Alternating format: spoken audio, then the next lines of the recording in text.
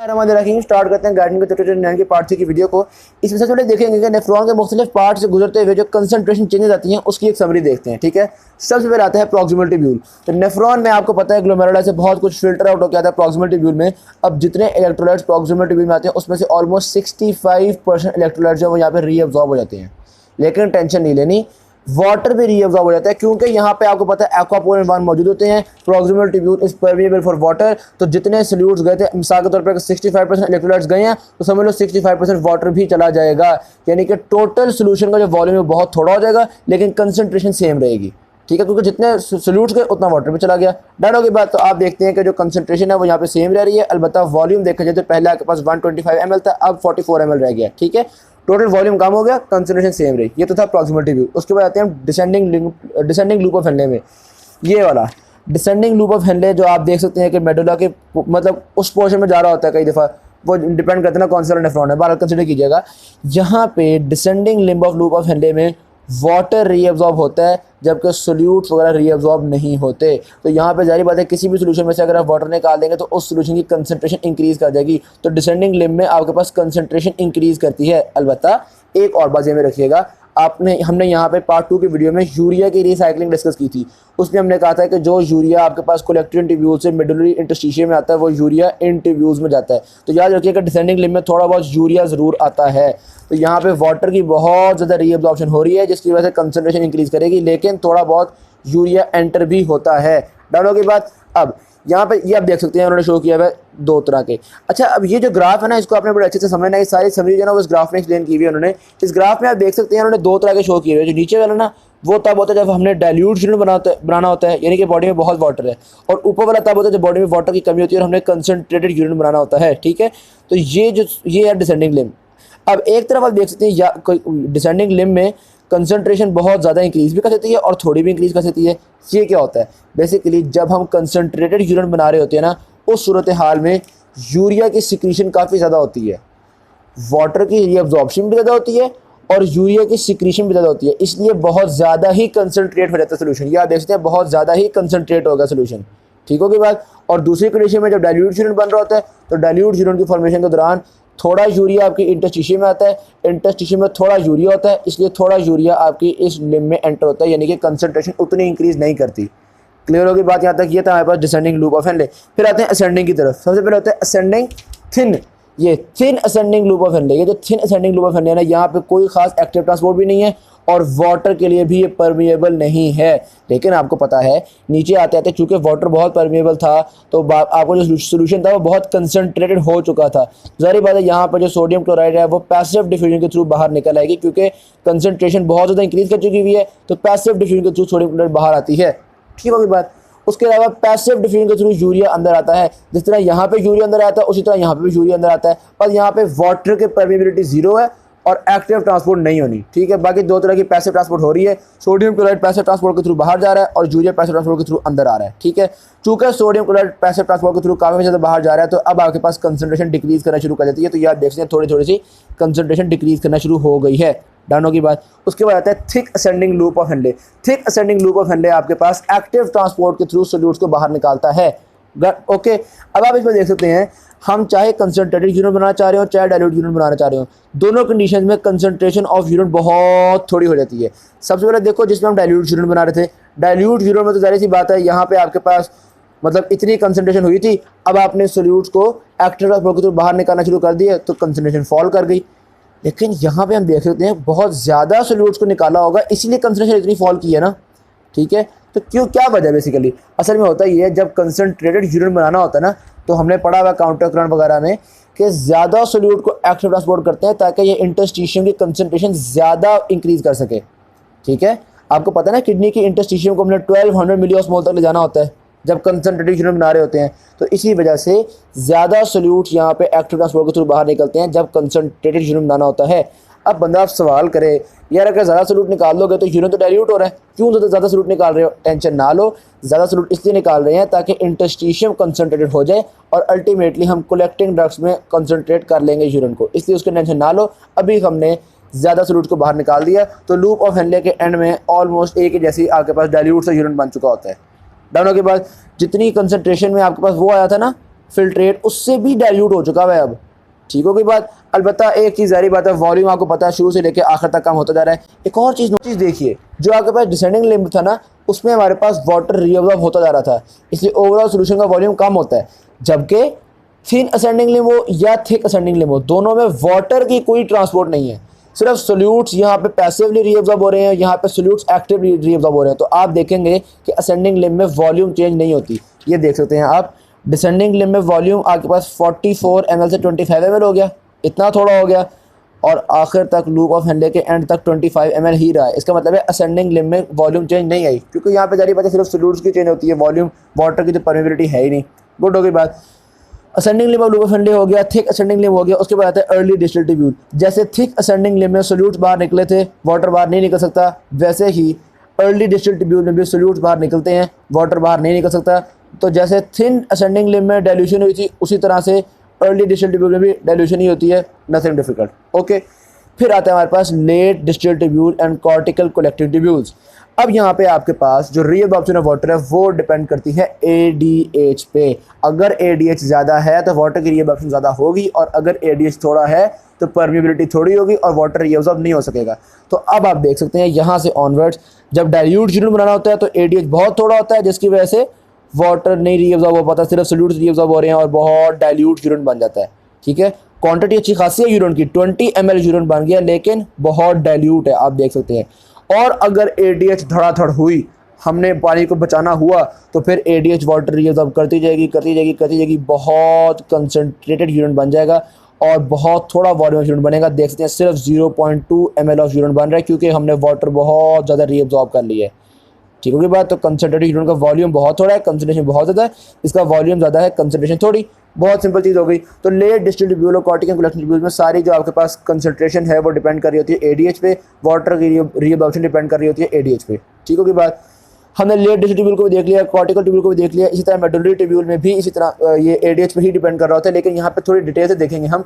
क्यों डिटेल से देखेंगे? क्योंकि आपको पता है काउंटर करंट मैकेनिज्म वगैरह डिस्कस होता है यहाँ पे। तो यहाँ पे हम कहते हैं कि दो चीज़ें जरूरी हैं वाटर की रीअब्जॉर्प्शन के लिए। नंबर 1 ADH होना चाहिए, और नंबर 2 मेडुलरी इंटरस्टिशियम की कंसंट्रेशन ज़्यादा होनी चाहिए है। ठीक है, हाई ऑस्मोलैरिटी होनी चाहिए मेडुलरी इंटरस्टिशियम में। अब समझ आई मैं क्यों कह रहा था कि यहाँ पर सोल्यूट निकाल दो ताकि बाहर की ऑस्मोलैरिटी इंक्रीज कर जाए। यूरिन को गोली मारो, बस बाहर की ऑस्मोलैरिटी इंक्रीज कर जाए, चाहे यूरिन डाइल्यूट हो जाए, लेकिन हम एक्टिव डाइल्यूट को तो सोल्यूट बाहर निकालते रहते हैं ताकि बाहर की ऑस्मोलैरिटी इंक्रीज कर दे। और फिर कॉर्टिकल कलेक्टिव ट्यूब्यूल्स में हम ढेरों ढेर ADH भी होगा, तो इसलिए ढेरों ढेर वाटर को बाहर निकालते रहेंगे। बाहर कंसंट्रेशन भी ज़्यादा होगी और बाहर ADH भी, और ADH की भी मौजूदगी है, तो इसलिए वाटर निकलता रहेगा और यहाँ पे आपके पास कंसंट्रेशन ऑफ यूरिन हो जाती है। तो ये हमने देखा कि अगर आप इस जगह पे कंसंट्रेशन ऑफ यूरिन चाहते हैं तो आपको नंबर 1 बाहर की कंसंट्रेशन बहुत ज़्यादा होनी चाहिए, और नंबर 2 ADH भी होना चाहिए ताकि आराम से रीअब्जॉर्प्शन ऑफ वाटर हो सके, परमेबिलिटी बहुत अच्छी हो। तो ये दो चीज़ें होनी चाहिए, आपके पास ADH भी होना चाहिए और आपके पास कंसंट्रेशन भी ज़्यादा होनी चाहिए। मिसाल के तौर पर उन्होंने बताया हुआ है कि जब पानी की कमी होती है तो मेडुलरी इंटरस्टिशियम की कंसंट्रेशन आपके पास 1200 से 1400 मिली ऑस्मोल्स पर लीटर तक चली जाती है।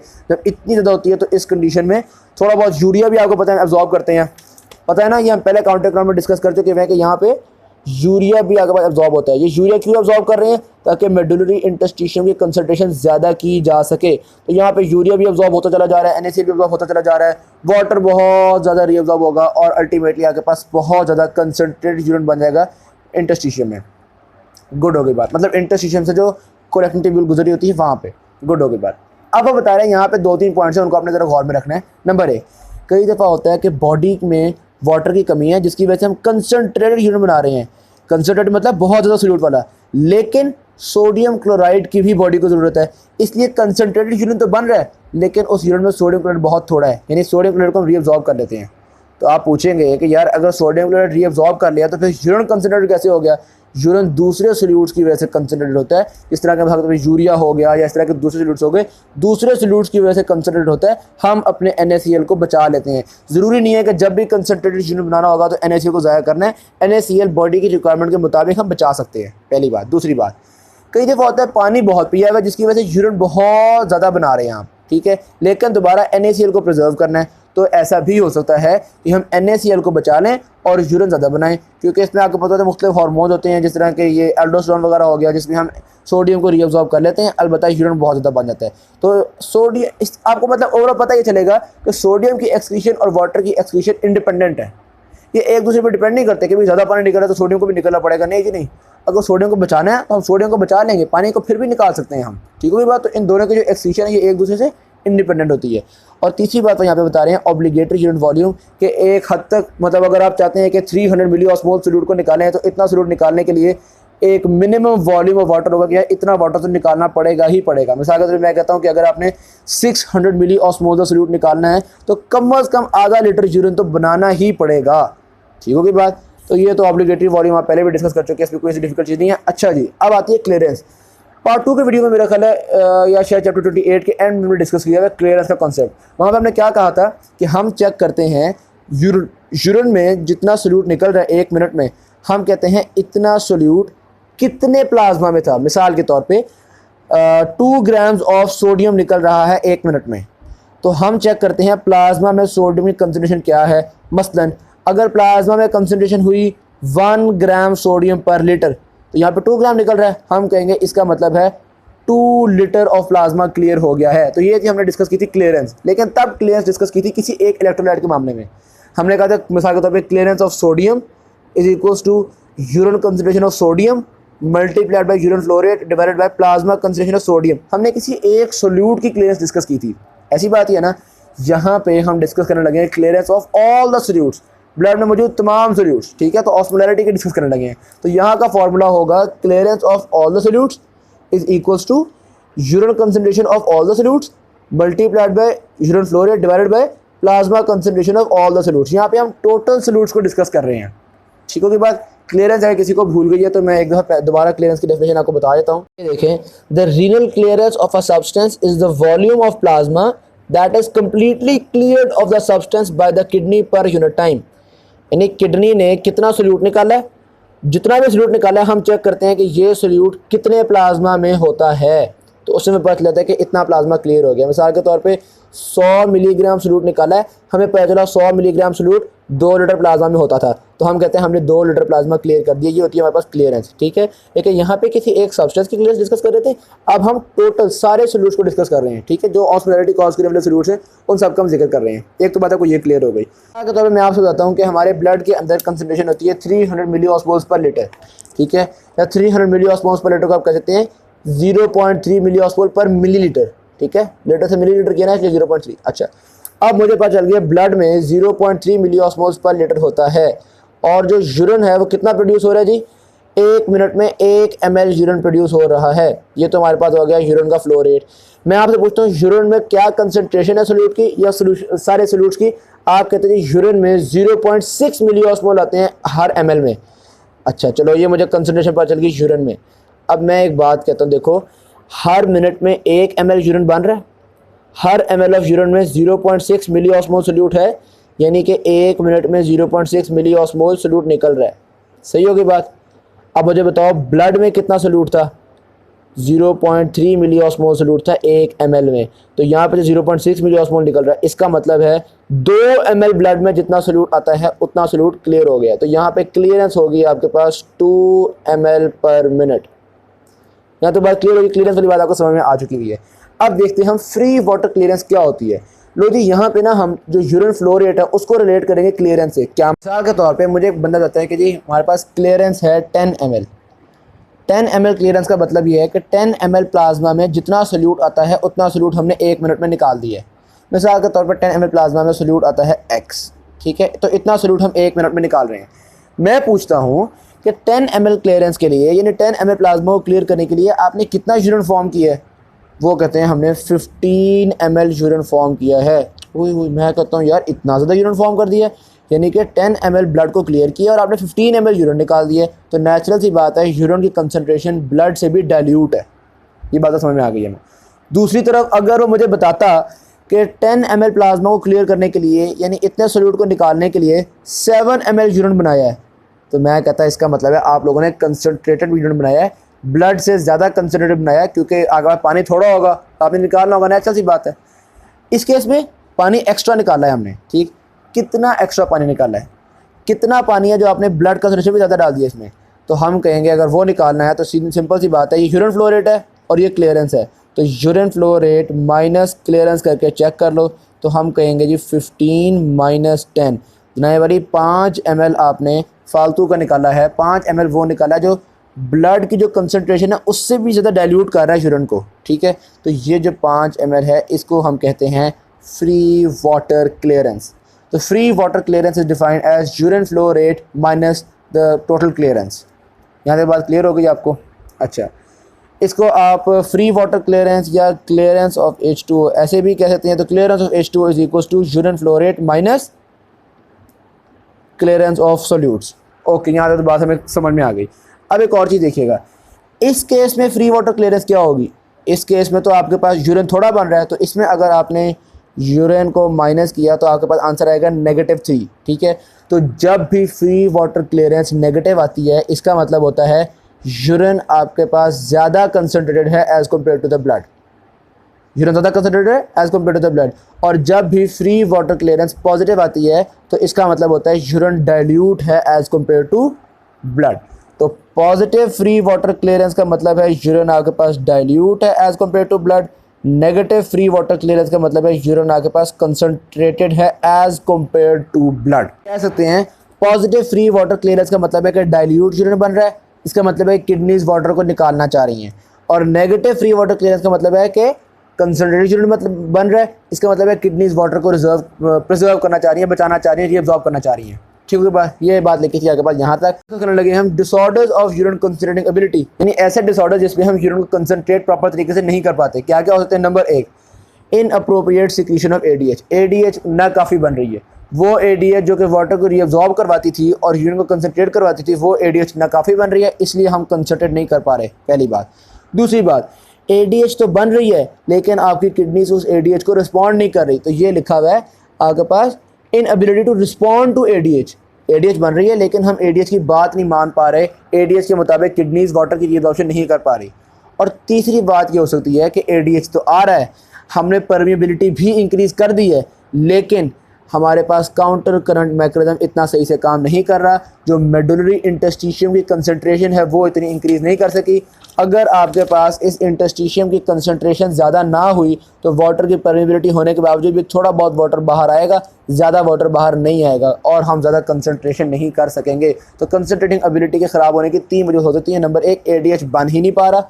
नंबर 2, ADH बन तो रहा है लेकिन ADH की हम बात मानते नहीं हैं और वाटर की परमिएबिलिटी बढ़ाते नहीं हैं, ठीक है। और नंबर 3, ADH बना भी है, ADH की बात मानी भी है, परमिएबिलिटी इंक्रीज़ भी कर दी है, लेकिन उसके बावजूद वाटर बहुत ज़्यादा रीअब्जॉर्ब नहीं हुआ क्योंकि आपने बहुत ज़्यादा इंटरस्टिशियम की कंसंट्रेशन इंक्रीज़ नहीं की।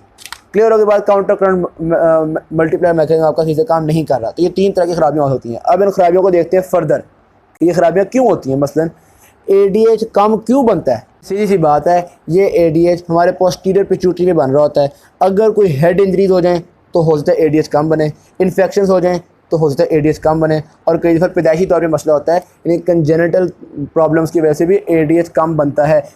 अब ज़ाहिर सी बात है, जब ADH की कमी है और बहुत डाइल्यूशन बन रहा है, पानी से वाटर ज़ाया हो रहा है, तो वाटर की कमी होगी पानी में और हमारा थर्स्ट मैकेनिज्म काम कर जाता है, इंसान पानी बहुत पीना शुरू कर देता है। तो जो पानी वेस्ट हो रहा था उसके बदले में पानी पीना भी शुरू कर दिया, बंदा बच जाता है।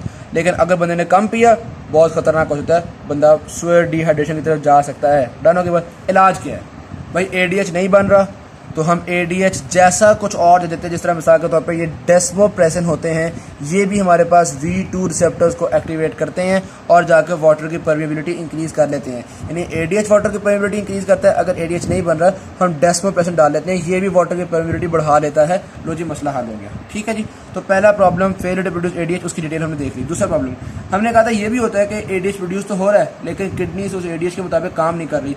तो ऐसी सिचुएशन में भी ज़ाहिर सी बात है यूरिन बहुत ज़्यादा बनेगा, लेकिन इसमें मसला किडनीज़ का है, ब्रेन का मसला नहीं है। ब्रेन ADH भेज रहा है, मसला किडनीज़ का है, इसलिए इसको हम कहते हैं nephrogenic diabetes insipidus. Diabetes insipidus तो है ही है, डायल्यूट यूरिन तो क्योंकि बन ही रहा है, लेकिन चूंकि मसला किडनीज़ का है तो हम क्या कह रहे हैं? Nephrogenic diabetes insipidus. क्या क्या मसले हो सकते हैं यार? हो सकता है कि ADH आ रहा है लेकिन हमारा काउंटर करंट मैकेनिज्म सही से काम नहीं कर रहा, इसलिए हम उस ADH के मुताबिक वाटर की रीअब्जॉर्प्शन नहीं करवा पा रहे। और ये भी हो जाता है कि वो ADH आ रहा है और उस ADH के आने पे हम परमिएबिलिटी ही इंक्रीज़ नहीं करते, मतलब टोटल इग्नोर मार देते हैं ADH को। ठीक होगी बात? फिर अब कुछ आपके पास ड्रग्स भी होते हैं जो कि ये मतलब कंसंट्रेटेड मैकेनिज्म को ख़राब कर सकते हैं। कौन से ड्रग्स होते हैं? या कुछ ड्रग्स हैं जिनको हमने कहा था डाययूरेटिक्स। डाययूरेटिक्स का क्या मतलब होता है? ज़्यादा यूरिन बनाने वाले ड्रग्स। तो ज़ाहिर बात है अगर ज़्यादा यूरिन बनाने वाले ड्रग्स को आप देंगे तो वो कंसनट्रेटिंग एबिलिटी तो ख़राब करेंगे क्योंकि उनका काम ही ये है। जिस तरह मिसाल के तौर पर फ्यूरासेमाइड्स डिस्कस किए थे हमने कहा था ये सोडियम वगैरह की इलेक्ट्रोलाइट की रीअब्जॉर्प्शन को कम करते हैं ताकि यूरिन बन सके। ज़ाहिर बात है अगर फ्यूरासेमाइड्स दोगे तो रीअब्जॉर्प्शन तो नहीं हो सकेगी ना, कंसनट्रेशन नहीं हो सकेगी। ठीक है, इसी तरह कुछ और ड्रग्स भी हैं जिस तरह लिथियम है जो कि हम डिप्रेसिव डिसऑर्डर्स की वजह से देते हैं। इसी तरह से टेट्रासाइक्लिन्स हैं जो कि एंटीबायोटिक है। ये मुख्तलिफ ड्रग्स हैं जो कि ADH को प्रॉपर तरीके से काम नहीं करने देती। ये मुख्तलिफ ड्रग्स हैं जो कि रीअब्जॉर्प्शन नहीं करने देती। ये मुख्तलिफ ड्रग्स हैं जो कि डाइल्यूट यूरिन बनाती हैं, या आप कहते हैं ये मुख्तलिफ ड्रग्स हैं जो कि concentration ability of the kidneys को ख़राब करती हैं। यहाँ तक बात क्लियर हो गई। अच्छा, फिर यहाँ पे देखिएगा उन्होंने कौन चीज़ बताई हुई है, बड़े आराम से पता चल जाता है कि इस बंदे को सेंट्रल डायबिटीज इंसिपिडस है या नेफ्रोजेनिक डायबिटीज इंसिपिडस है। कैसे पता चलता है? हम डेस्मोप्रेसिन दे देते हैं, अगर तो डेस्मोप्रेसिन की वजह से बंदा ठीक हो जाए हम कहते हैं सेंट्रल डायबिटीज इंसिपिडस था, यानी ADH ही की कमी थी। अगर डेस्मोप्रेसिन की वजह से बंदा ठीक ना हो तो बंदा कहता है यार ADH बच्चे का कसूर नहीं है, डेस्मोप्रेसिन भी कुछ नहीं कर पा रहा है, इसका मतलब है किडनीज का मसला है, यानी कि नेफ्रोजेनिक डायबिटीज इंसिपिडस है। गुड हो गई बात। ट्रीटमेंट क्या करते हैं हम? सीधी सी बात है यार, बंदा सोडियम नहीं एक्सक्रीट कर पा रहा, दो ही थोड़ा सोडियम, उसकी डाइट में थोड़ा सोडियम दो और इस तरह की अच्छी डाइट दो उस बंदे को, ताकि ये थोड़ा बहुत मसला हल हो सके। यहाँ तक हमारे पास ये सारे ब्लू बॉक्सेस कंप्लीट होते हैं। नेक्स्ट स्टार्ट करते हैं हम control of extra cellular fluid osmolarity and sodium concentration. बात असल में ये है जो आपके ECF की कंसंट्रेशन है ना, ये ECF की ऑस्मोलैरिटीज़ हैं वो बहुत लार्जली डिपेंड कर रही होती है सोडियम के ऊपर। सोडियम ज़्यादा होता है तो हम कहते हैं ECF की कंसंट्रेशन ज़्यादा हो गई है, कम होता है तो हम कहते हैं कम हो गई है। तो चूँकि एक्स्ट्रा सेलुलर फ्लूइड की कंसंट्रेशंस बहुत लार्जली सोडियम पर डिपेंड कर रही होती हैं, इसलिए हम इन दोनों चीज़ों को साइमल्टेनियसली स्टडी करेंगे। सबसे पहले देखते हैं हम प्लाज्मा में सिर्फ सोडियम कंसंट्रेशन से टोटल सॉल्यूट की कंसंट्रेशन कैलकुलेट कर सकते हैं, यानी प्लाज्मा ऑस्मोलैरिटी कैलकुलेट कर सकते हैं। ऐसी है जिस तरह आगे को मुझे बताया कि ये एक यूनिवर्सिटी है, उसमें हर स्टूडेंट का एक पर्सनल असिस्टेंट भी होता है। ठीक है, ये तो होगा स्टूडेंट्स और उनके पर्सनल असिस्टेंट, और उसके अलावा थोड़े बहुत प्रोफेसर भी होते हैं। तो मैं कहूँगा मुझे सिर्फ नंबर ऑफ स्टूडेंट्स बता दो, मैं आपको total number of people in the university का एक अंदाज़ा बता दूँगा। मिसाल के तौर पर मुझे पता चलता है जी इस यूनिवर्सिटी में स्टूडेंट्स हैं 1000, मैं कहूँगा जारी बात है 1000 स्टूडेंट्स हैं तो 1000 पर्सनल असिस्टेंट्स भी होंगे, क्योंकि हर स्टूडेंट का एक PA है, तो 1000 पर्सनल असिस्टेंट्स भी हो गए। तो ये तो 2000 आपके पास स्टूडेंट्स और उनके PA ही हो गए, उनके पर्सनल असिस्टेंट ही हो गए। डन हो के बाद उसके अलावा शायद तकरीबन 100 प्रोफेसर भी हों, तो मैं कह दूंगा इस यूनिवर्सिटी में टोटल 2100 लोग हैं। सही होगी बात। मैंने ये एक दफ़ा कैलकुलेट किया, दो दफ़ा कैलकुलेट किया, तो मैंने फिर एक अंदाजे से एक फार्मूला बना लिया। क्या फार्मूला बना लिया कि जितने नंबर ऑफ स्टूडेंट्स होते हैं ना उसको 2.1 से मल्टीप्लाई करो तो आपके पास total number of people in the university आ जाते हैं। अब मुझे कोई कहता है कि जी 100 स्टूडेंट्स हैं, तो मैं कहता हूँ 100 मल्टीप्लाई बाय 2.1, ये जी इस यूनिवर्सिटी में ऑलमोस्ट 210 लोग होंगे, जो कि सही बात भी है क्योंकि 100 स्टूडेंट्स हैं, इनके 100% असिस्टेंट्स भी होंगे, 200 हो गए, बाकी 10 एक प्रोफेसर होंगे, तो बस ठीक होगी बात। सही है, मैं कैलकुलेट कर सकता हूँ ना। अगर कोई मुझे मज़ीद एक्यूरेट कहता है तो मैं उससे कहूँगा चलो यार मुझे आप प्रोफेसर्स की तादाद भी बता दो, तो फिर तो बहुत ही मैं क्लोज वैल्यू आपको बता दूंगा ना। बस फिर होता है कुछ चपरासी वगैरह होंगे जो कि मेरी गिनती से बाहर रह जाएंगे, बाकी तकरीबन सारे ही मैं काउंट कर लूँगा। ठीक है, तो मुझे को बताया था कि प्रोफेसर की तादाद है 9, तो मैं कहूँगा चलो अब मैं 2.1 से मल्टीप्लाई नहीं करता, अब मैं सिर्फ 2 से मल्टीप्लाई करूँगा, क्योंकि अब मैंने सिर्फ स्टूडेंट्स और उनके PAs को लेना है। तो मैं कहता हूँ स्टूडेंट्स और उनके PAs मिला के हो गए 200 प्लस 9 प्रोफेसर्स, तो मैं कहूँगा जी 209। तो अगर मैंने एक्यूरेट करना है तो यूँ कर लूँगा, वरना ओवरऑल ये वाला फॉर्मूला भी ठीक था। वेरी सिमिलरली सोडियम है, सोडियम है स्टूडेंट्स। ठीक है, और हम कहते हैं सोडियम के साथ कुछ एसोसिएटेड चीज़ें भी होती है, जैसे हम सोडियम के साथ क्लोराइड होता है, बाइकार्बोनेट वगैरह होता है। ये सोडियम और उसकी एसोसिएटेड चीज़ें मिल मिला के 94% ऑफ द सोल्यूट बनाती हैं। ठीक है, तो अगर हम इनकी तादाद को कैलकुलेट कर लें तो ऑलमोस्ट हमें आइडिया हो जाएगा ऑस्मोलैरिटी क्या है। सही है, तो ये हमने फार्मूला निकाल लिया है कि सोडियम की जो भी कंसंट्रेशन है उसको 2.1 से मल्टीप्लाई करो, हमारे पास प्लाज्मा की ऑस्मोलैरिटी का एक रफ सा आइडिया आ जाएगा। डन हो के बाद, लेकिन अगर आपने मजीद एक्यूरेट करना है, ज़ाहिर वजह सोडियम और उसकी एसोसिएट चीज़ें तो हम गिन चुके हैं ना, बाकी तो यूरिया होगा, ग्लूकोज होगा, तो भाई अगर आपने मजीद एक्यूरेट करना है तो फिर आप मुझे यूरिया की कंसंट्रेशन भी बता दो, ग्लूकोज की कंसंट्रेशन भी बता दो। मैं क्या करूँगा, सोडियम को मल्टीप्लाई बाय 2 करूँगा plus glucose concentration plus urea concentration, अब मेरे पास ऑस्मोलैरिटी निस्बतन काफ़ी एक्यूरेट आ जाएगी। सही होगी बात। कह सकते हैं कि सोडियम के कंसंट्रेशन चेंजेस और ओवरऑल प्लाज्मा के कंसंट्रेशन चेंजेस को इकट्ठा स्टडी कर लेते हैं। अगर सोडियम की कंसंट्रेशन बढ़ रही है तो ओवरऑल कंसंट्रेशन भी बढ़ जाएगी, अगर सोडियम कम हो रही है तो ओवरऑल भी कम हो जाएगी, इसलिए हम इन दोनों को साथ साथ ही डिस्कस करेंगे। गुड हो गई बात।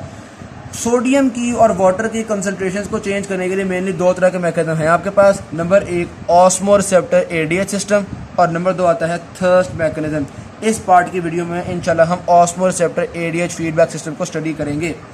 ऑस्मोरिसेप्टर एडीएच फीडबैक सिस्टम में क्या होता है? जब भी ऑस्मोलैरिटी हमारे पास चेंज होगी तो ऑस्मोरिसेप्टर्स उसको फील करेंगे, उसके मुताबिक सिग्नल्स भेजेंगे और एडीएच की रिलीज को इंक्रीज या डिक्रीज करवाएंगे।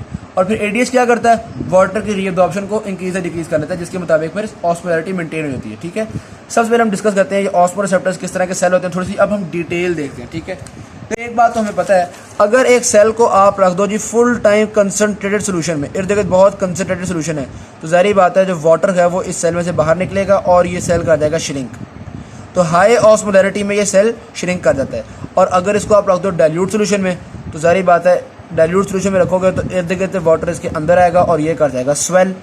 तो यानी कि लो ऑस्मोलैरिटी में स्वेल करता है, हाई ऑस्मोलैरिटी में श्रिंक करता है। यही काम कुछ यहाँ पे भी होता है। ये ऑस्मोरिसेप्टर्स आपके एंटीरियर हाइपोथैलेमस में पड़े हुए कुछ सेल्स हैं जो कि ऑस्मोलैरिटी के मुताबिक श्रिंक या स्वेल कर जाती हैं। फिर क्या करते हैं, लो जी अभी हम डिस्कस करते हैं मिसाल के तौर पे ऑस्मोलैरिटी इंक्रीज की हुई है, यानी कि वाटर की कमी है। तो जब ऑस्मोलैरिटी डिक्रीज करेगी तो ये ऑस्मोरिसेप्टर्स श्रिंक कर जाएंगे। ठीक है, ये श्रिंक करने के नतीजे में बहुत ज़्यादा नर्व सिग्नल्स भेजते हैं। किसको भेजते हैं नर्व सिग्नल्स? ये देखो, ये हैं ऑस्मोरिसेप्टर सेल्स। ये नर्व सिग्नल्स भेजते हैं सुप्रा ऑप्टिक न्यूरॉन्स को और ये नर्व सिग्नल्स भेजते हैं हमारे पास पैरा वेंट्रिकुलर न्यूरॉन्स को। दो तरह के न्यूरॉन्स को नर्व सिग्नल भेजे, एक सुप्रा ऑप्टिक न्यूरॉन्स को, दूसरा पैरा वेंट्रिकुलर न्यूरॉन्स को।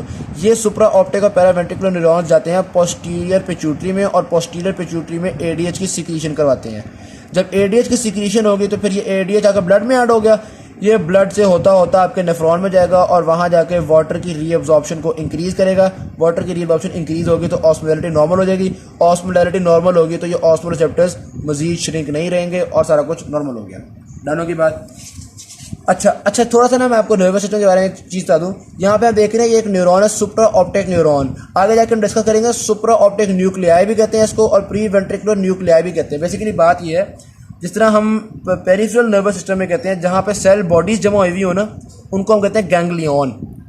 नर्वस सिस्टम में, सेंट्रल नर्वस सिस्टम में यानी ब्रेन और स्पाइनल कॉर्ड वगैरह में जहाँ पे सेल बॉडीज जमा होती हैं उसको हम नाम देते हैं न्यूक्लियाई। ठीक है, तो ये आपको यहाँ पे एक सेल बॉडी नजर आ रही है। जाहिर बात है इस तरह का एक न्यूरॉन तो नहीं होगा, बहुत सारे न्यूरॉन्स होंगे, उन सारे न्यूरॉन्स की सेल बॉडी यहाँ पे जमा होगी। तो इस जगह को हम सुप्रा ऑप्टिक न्यूक्लियाई भी कहते हैं और इस जगह को पैरा वेंट्रिकुलर न्यूक्लियाई भी कहते हैं। अभी आगे जाकर न्यूक्लियाई का जिक्र आएगा, इसलिए मैंने आपको पहले ही अभी बता दी है ये बात।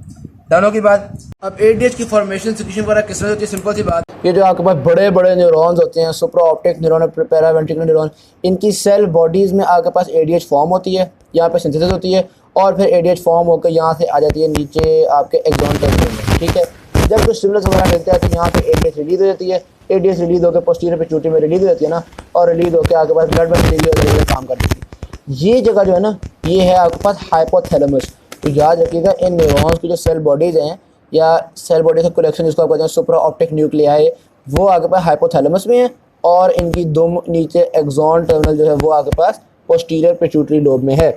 गुड हो गई बात। अब क्या ये तो हमें पता चल गया, यहाँ पे एडीएच सिंथेसाइज हुई और फिर एडीएच आई थी आपके पास एक्सॉन टर्मिनल में।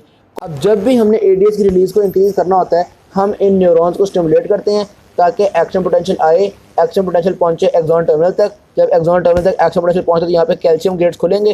कैल्शियम गेट्स खुलेंगे तो एक्सॉन टर्मिनल में कैल्शियम आएगा और आपको पता है जब एक्सॉन टर्मिनल में कैल्शियम आता है तो वहाँ पे ये रिलीज हो जाती है आपके पास वेसिकल्स।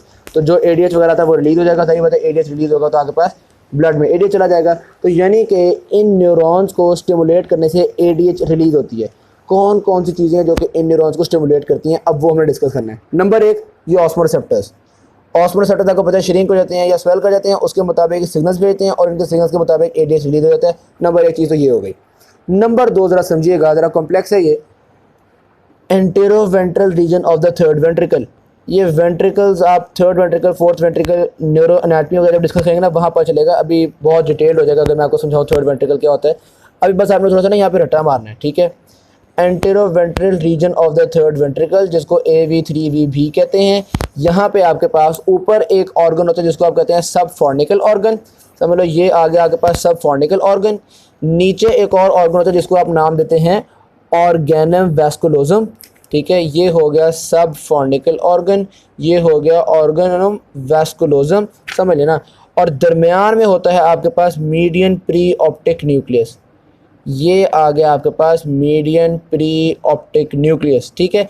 या मीडियन प्री ऑप्टिक न्यूक्लियस यहाँ पे यानी कि सब फॉर्निकल ऑर्गन से भी कम्युनिकेट कर रहा होता है, और ये मीडियन प्री ऑप्टिक न्यूक्लियस आपके पास ऑर्गेनम वैस्कुलोजम के साथ भी कम्युनिकेट कर रहा होता है। इसकी यहाँ भी कम्युनिकेशन मौजूद है, यहाँ भी कम्युनिकेशन मौजूद है, और सब सुप्रा ऑप्टिक न्यूक्लियाई के साथ भी ये कनेक्टेड होता है। वो सुप्रा ऑप्टिक न्यूक्लियाई जो एडीएच रिलीज कर रहा होता है ना, उसके साथ भी ये कनेक्टेड होता है। होता बेसिकली क्या है, सब फॉर्निकल ऑर्गन और इस ऑर्गेनम वैस्कुलोजम से इसको पता चलता है कि आपको एडीएच रिलीज करवाने की ज़रूरत है या नहीं, और जो पता चलता है वो फिर इस न्यूरॉन को स्टिमुलेट कर देता है। सही होगी बात। की बात यह है कि इन ऑर्गन्स में कौन सी ऐसी खास बात है जो इनको पता चल जाता है कब एडीएच रिलीज करना है कब नहीं। असल में हमारे ब्रेन में ना होता है ब्लड ब्रेन बैरियर, यानी कि ब्लड से सारे आयंस वगैरह ब्रेन में नहीं आ पाते। तो इसका मतलब ब्रेन को तो पता ही चलेगा कब ऑस्मोलरिटी इंक्रीज करिए कब ऑस्मोलरिटी डिक्रीज, ठीक है। लेकिन ये जो जगह है ना, सब फॉर्निकल ऑर्गन और ऑर्गेनम वैस्कुलोजम, इन जगहों पे ब्लड ब्रेन बैरियर नहीं होता। तो इन दोनों को पता चल जाता है कब ऑस्मोलरिटी डिक्रीज कर रही है कब ऑस्मोलरिटी इंक्रीज कर रही है। अगर ऑस्मोलरिटी इंक्रीज कर रही होगी तो इन दोनों जगहों से ये मीडियन प्री ऑप्टिक न्यूक्लियस को मैसेज आएगा, और ये मीडियन प्री ऑप्टिक न्यूक्लियस आपके सब सुप्रा ऑप्टिक न्यूरॉन को स्टिमुलेट कर देगा कि एडीएच रिलीज कर दो। तो सुप्रा ऑप्टिक न्यूरॉन को नंबर 1 ऑस्मोरिसेप्टर स्टिमुलेट कर सकते हैं, नंबर 2 ये median pre optic nucleus stimulate कर सकते हैं, जिसका हमने ये पूरा मैकेनिज्म डिस्कस कर दिया है। ये मीडियन प्री ऑप्टिक न्यूक्लियस कई दफ़ा एंजियोटेंसिन 2 के कहने पे भी स्टिमुलेट हो जाता है, और तब भी ये इसको स्टिमुलेट कर देगा। बस हमें ये पता है कि इस न्यूरॉन को median pre optic nucleus stimulate कर सकता है। चाहे इस मीडियन प्री ऑप्टिक न्यूक्लियस को इन दोनों की मदद से पता चले कंसंट्रेशन बढ़ गई है, या इसको एंजियोटेंसिन 2 से पता चले कि कंसंट्रेशन बढ़ गई है। जब भी इसको पता चलता है कंसंट्रेशन बढ़ गई है, ये इस तरह से एडीएच की रिलीज़ करवा देता है। दोनों की बात तो ये ठीक है, हमारे पास क्लियर हो गई, इसमें कोई ऐसी डिफिकल्टी नहीं थी। फिर ये जो एडीएच की रिलीज़ है ना, ये हमारे पास आर्टीरियल प्रेशर के चेंजेस से भी वेरी कर सकती है, ब्लड वॉल्यूम की चेंजेस से भी वेरी कर सकती है। तो वो बता रहे दो तरह के रिफ्लेक्सेस हैं, एक आर्टीरियल बेरोरिसेप्टर रिफ्लेक्सेस, दूसरा कार्डियोपल्मोनरी रिफ्लेक्सेस। ये जो आर्टीरियल बेरोरिसेप्टर रिफ्लेक्सेस हैं, आपको याद होगा चैप्टर नंबर 18 में देखा था, बॉडी में जो हाई आर्टीरियल प्रेशर पॉइंट्स होते हैं ना, वहाँ पे हमारे पास कुछ बेरोरिसेप्टर्स होते हैं, जहाँ पे हमने पढ़ा था एओर्टिक बॉडीज़ भी डिस्कस की थी और कैरोटिड बॉडीज़ भी डिस्कस की थी। ये आपको ये देखें, कैरोटिड बॉडी और एओर्टिक बॉडी, ये हाई आर्टीरियल प्रेशर वाली जगहों पे होते हैं। जब कोई प्रेशर में चेंज आती है तो ये फौरी तौर पे ब्रेन को मैसेज भेजते हैं कि प्रेशर में चेंज आ रही है। किन नर्व के थ्रू मैसेज भेजने की, देखो वेगस नर्व के थ्रू मैसेज भेजते हैं, हिंजेस नर्व के थ्रू मैसेज भेजते हैं, और ग्लॉसोफेरिंजियल नर्व के थ्रू मैसेज भेजते हैं। तो मेनली वेगस नर्व और ग्लॉसोफेरिंजियल नर्व के जरिए मैसेज पहुँचता है कि आर्टीरियल प्रेशर कब इंक्रीज़ कर रहा है या कब डिक्रीज़ कर रहा है। ठीक होगी बात। ये मैसेज कहाँ तक पहुँचेगा, न्यूक्लियस ऑफ ट्रैक्टस सॉलिटैरिस तक। न्यूक्लियस ऑफ ट्रैक्टस सॉलिटैरिस तक जब मैसेज आएगा, मिसाल के तौर पे न्यूक्लियस ऑफ ट्रैक्टस सॉलिटैरिस को मैसेज पहुंचा है कि ब्लड प्रेशर बहुत कम हुआ है, तो ये मैसेज भेजेगा हाइपोथैलेमिक न्यूक्लियाई को। ये वाले हाइपोथैलेमिक जो न्यूक्लियाई है ना, सुप्रा ऑप्टिक न्यूक्लियाई और पैरावेंट्रिकुलर न्यूक्लियाई, यहाँ तक मैसेज आएगा और फिर ये उस हिसाब से एडीएच को रिलीज़ कर देंगे। तो क्या हुआ, सबसे पहले बेरोरिसेप्टर्स ने मैसेज भेजा इन नर्व्स के थ्रू न्यूक्लियस ट्रैक्टस सॉलिटैरिस तक, न्यूक्लियस ट्रैक्टस सॉलिटैरिस से हाइपोथैलेमिक न्यूक्लियाई तक आया, और हाइपोथैलेमिक न्यूक्लियाई ने उसके हिसाब से एडीएच को रिलीज़ कर दिया।